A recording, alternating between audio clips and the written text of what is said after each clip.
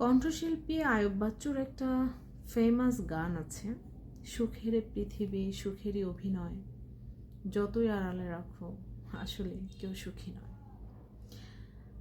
বর্তমান যুগে একজন অন্যজনকে দেখাতে ব্যস্ত সে আসলে কতটা সুখী, সে আসলে কত কিছু তার কাছে আছে, সে অনেক অনেক সুখী ফ্যামিলি, সে অনেক বেশি আনন্দে বাঁচে, তার অনেক টাকা আছে, তার অনেক কিছু আছে, দামি আসবাবপত্র আছে, অনেক জমি জমা আছে, অনেক গাড়ি বাড়ি আছে, এগুলো শো অফ করতে ব্যস্ত।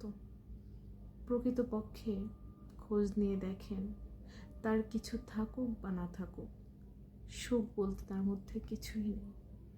মানুষ সুখী দেখাতে পছন্দ করে, কিন্তু কষ্ট লুকাতে চায়। আসলে কি জানেন, প্রত্যেকটা মানুষের মধ্যেই সুখ আর দুঃখের বসবাস।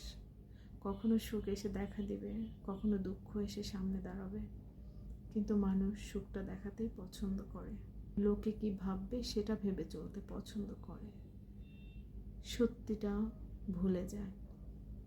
মানুষ অতীত ভুলে যায়, তার জীবনটা অতীতে কেমন ছিল, দুদিনের বড় লোক হয়ে, দুইটো পয়সার মালিক হয়ে অহংকারী হয়ে যায়।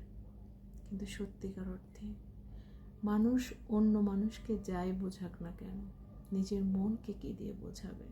নিজের মনকে বোঝানোর মতো কিছু কি আবিষ্কার হয়েছে পৃথিবীতে?